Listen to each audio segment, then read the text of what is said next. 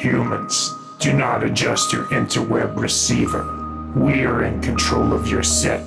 We can manipulate the horizontal or vertical, raise or lower the volume, even show you better crafting videos should the mood strike us. We just put 2 fresh AA batteries into our galactic remote control, so you may as well sit back and try to enjoy this as we take you to the outer limits of the Craftyverse.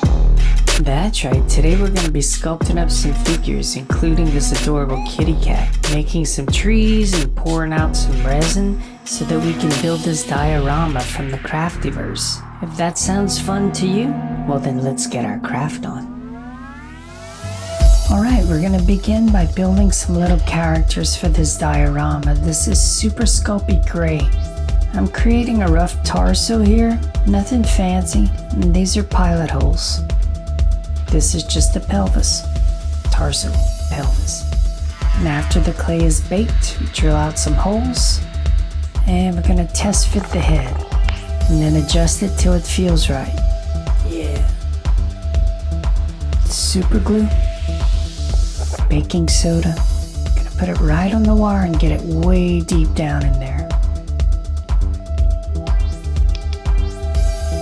So super glue, baking soda, jam it in.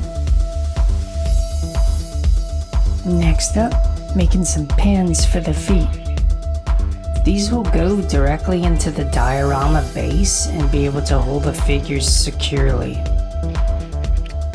CA glue, which is super glue, and then more baking soda. The baking soda really makes the super glue much stronger, and that's how you want to roll. Brushing on some bacon bond. That helps this cosplay to stick to the wire, to adhere to it. Now notice, I did switch from Super Sculpey to cosplay. Making little horns like this with Super Sculpey would be a trail of tears. It would just break. Bug guy, fur collar, classic, change of plans. When I first started working on this project, I had a different idea in mind, and I had even cut out the base for the diorama. The original idea was that this whole concept would take place indoors, with this little astronaut coming through this wormhole portal and being surprised by some bad guys. However, the more I worked on it, it felt like this should take place outdoors. It's almost like Deliverance in space. So I mocked up a new layout. Here I'm just getting a basic position for the portal. I'm scoring up some foam here, and I'm going to use this for the base, but I'm going to sandwich different layers together using this great stuff, which is an expanding foam that's going to work as an adhesive. I use this in conjunction with hot glue so that I get a fast tack with a really strong bond. And these are my Smurf murdering gloves. I came up with the idea of sandwiching the foam and the great stuff together from watching a video by Black Magic Craft. Jeremy came up with this technique and it works really well. Alright, little Mod Podge with some plaster of Paris and a little bit of black paint. Make a soup and slap it on. And then slap it right back off because I don't like it. I decided I wanted a rockier texture, so pour a little more, slap it back on, just like that. This guy has a little radar dish which seeks out intelligent life. You'll see how useless this thing is. Stay tuned. I think this guy is some sort of space cat, or tiger, or liger. His name is Puddin'. That probably explains the anger issues. Alright, cue up the banjo music. Let's make a tail for Puddin' with a little bit of braided wire and some cosplay.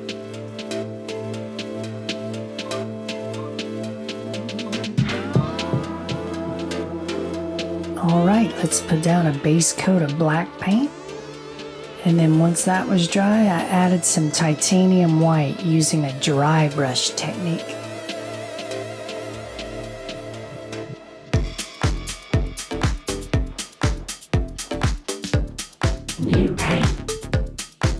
One of my fantastic Patreons, Shakes the Clone, got me this set of game washes from Vallejo. I'm really excited to try out this paint set.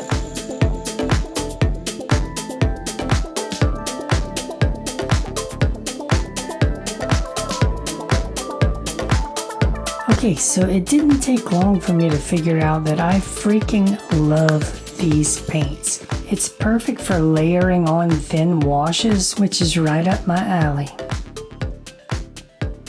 And now I'm coating this guy with a black tinted UV resin. UV resin. Flacking chase.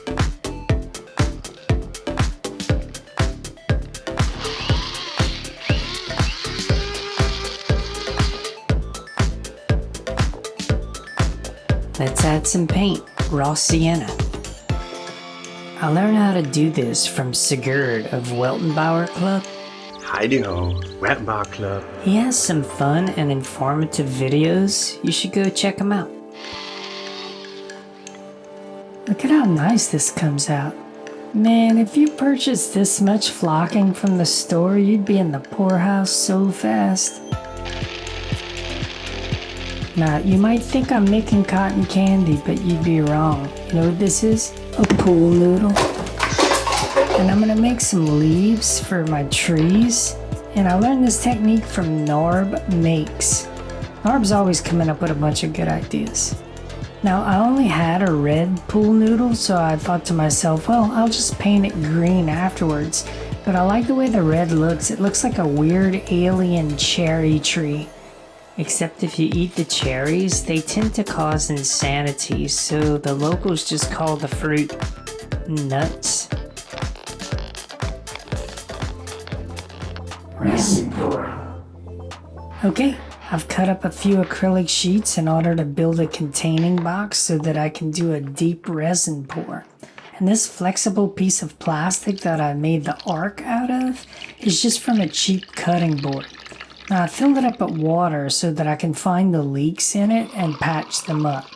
Then I pour the water into a measuring cup so I know exactly how much resin I need to mix.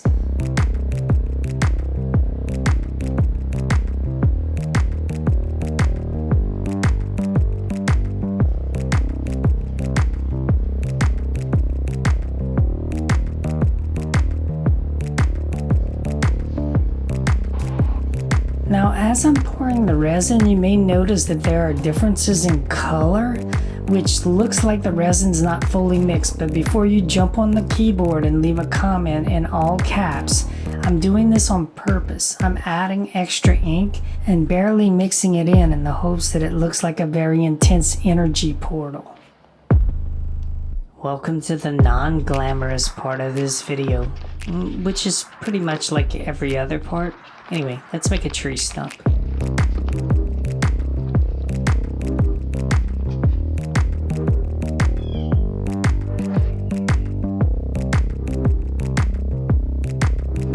Let's get this bad boy in the oven. 15 minutes, 275.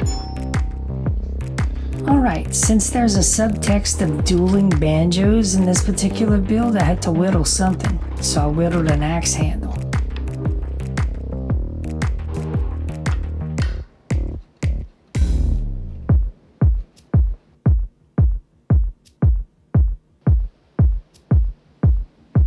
Watch out.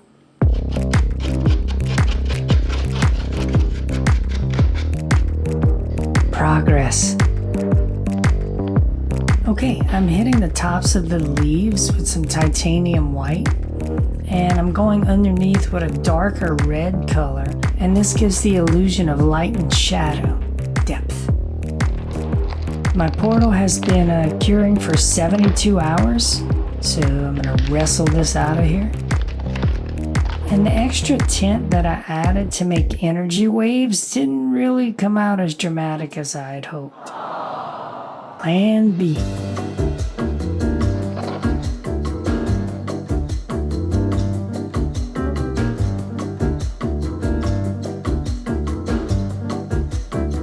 Now, word on the street is that no one puts a leash on pudding, but you can't believe everything you hear on the internet. lights. All wormhole portals have lights. That's just basic science. So let's wire some up with electricity. That's double science. So I'm gonna wire in an on and off switch, and all of this is gonna be connected to a 9-volt battery. And look at that, it works. Super glue.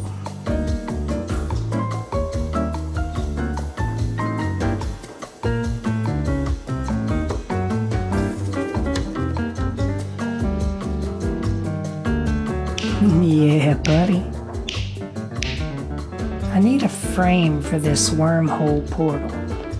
This little popsicle stick is showing how thick I want the frame. It's just a little template that makes getting the width of the arc very simple.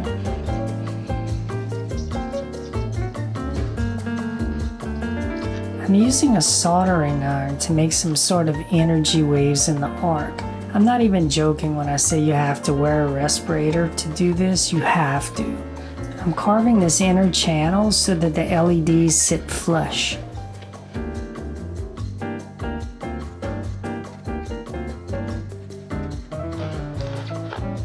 Now I'm carving out a bottom channel so that the LEDs under the portal will sit flush on the base.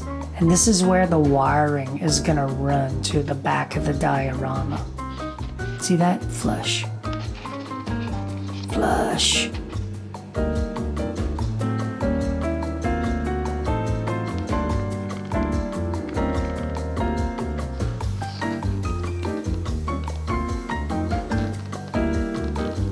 I've coated the back of the portal with some Mod Podge, and now I'm laying the drawing that I did earlier. I'm affixing it to it. I'm affixing sounds like something you'd hear a character in Deliverance say. Jazz. I countersunk some toothpicks into the resin, and these are going to fit directly into the base. I'll be gluing this down with epoxy, so it's going to be really strong. And as we lean ever so slightly towards professionalism, we're going to fill up these holes. Now, as I add these last few details to the diorama, I wanted to thank all the people who purchased stuff from my wish list. This is way above and beyond cool. Plus, all the Patreons that support this channel, thank you ever so much. I really couldn't do this without you.